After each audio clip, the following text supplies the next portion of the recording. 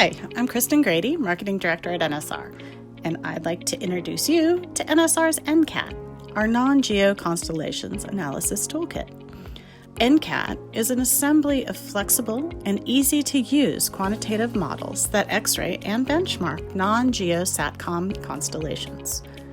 Constellations populated with thousands of satellites are being deployed in both LEO and MEO orbits.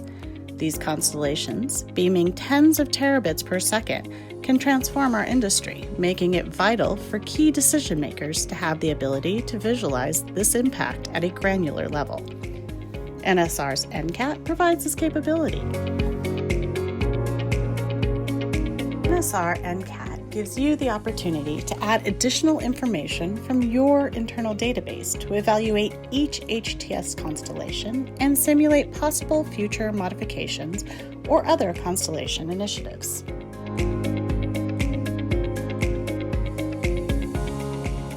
All tools are driven by configurable input tables that come pre-populated with key data for the listed constellation.